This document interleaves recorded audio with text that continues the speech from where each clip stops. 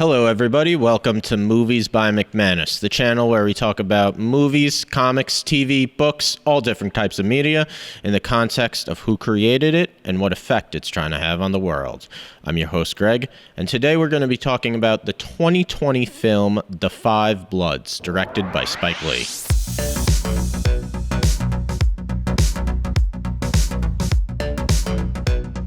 Let's start with a quick summary.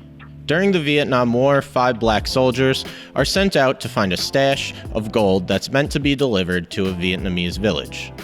The squad leader suggests that instead they hide the gold and come back for it, to be used for black liberation here in America. While defending the gold from the Viet Cong, the squad leader is then killed. Fast forward to the year 2020.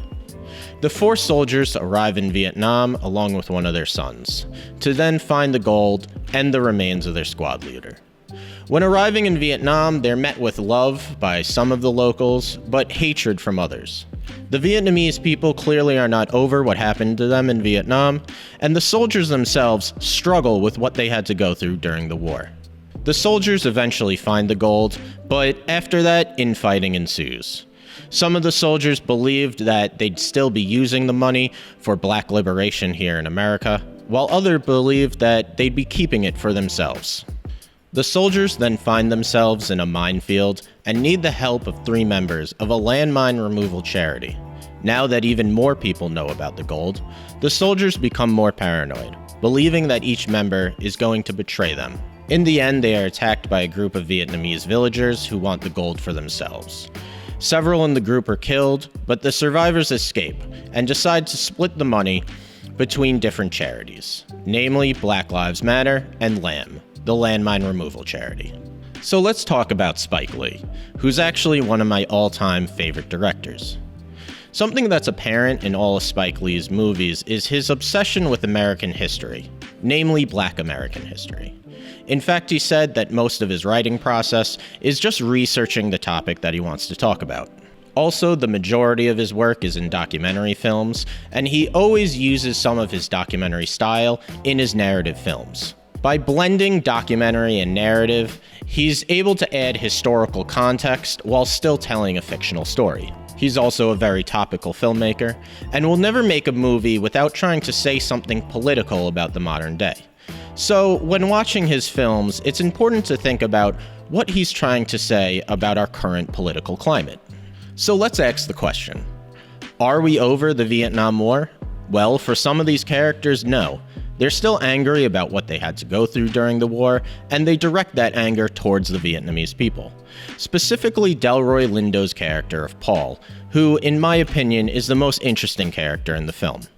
In one of my favorite scenes in the movie, the 4 soldiers are at a bar in 2020 Vietnam. An older Vietnamese man buys them all drinks, revealing that at one time he was a soldier in the North Vietnamese army. Everybody accepts, but Paul refuses. The other soldiers scold Paul, saying that the war is over and this man is no longer our enemy. But Paul, who mentally is very much stuck in the Vietnam War, doesn't see it this way.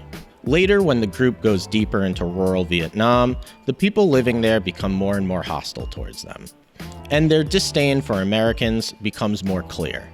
Interestingly, Paul is animate that the people of Vietnam have no reason to hate them.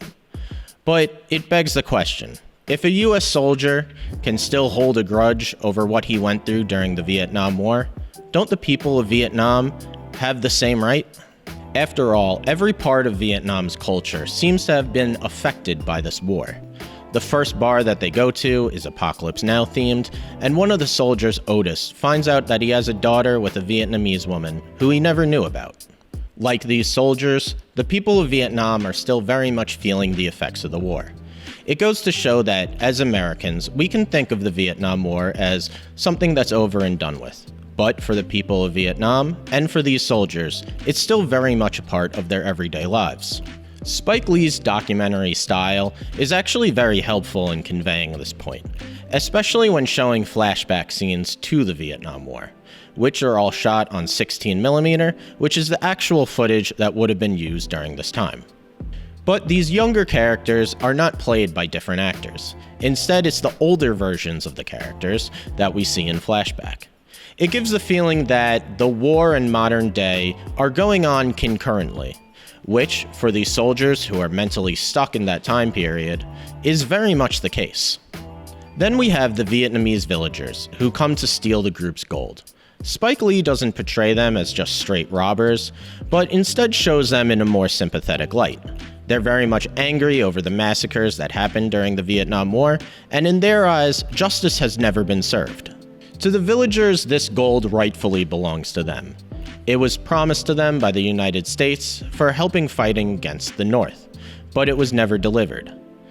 In a way, it can be seen as a metaphor for all the broken promises that the United States gave to South Vietnam. And by taking the gold for themselves, it's a way of finally getting the justice that they deserve. But at the same time, the soldiers see the gold as partial reparations for all the broken promises the United States have made to them, the black community and the black soldier, who fought and died for this country while still, 50 years later, not much has changed. So, how do we make amends? And what solutions does Spike Lee have for the future? Well, at the end of the movie, the money from the gold is split between LAMP, the landmine removal charity, and Black Lives Matter. So perhaps he's trying to say that through activism and charity, we can help heal the wounds of generational trauma. After all, since Spike Lee is a political activist, this is the conclusion that he would come to. But maybe more importantly, Spike Lee is trying to convey the message that our past is not as far removed as we might think, and our current political problems are very much continuations of historic trends. The movie makes the case that the economic hardships in current-day Vietnam are a lasting effect of the war itself. So too can Black Lives Matter and modern-day activism be seen as an extension of the civil rights movement started all the way back in the 60s. What do you think about Spike Lee's The Five Bloods? If you have an opinion, feel free to leave it in the comments. And if you like this video, subscribe to our channel, check out our podcast, and follow us on social media at Movies by McManus.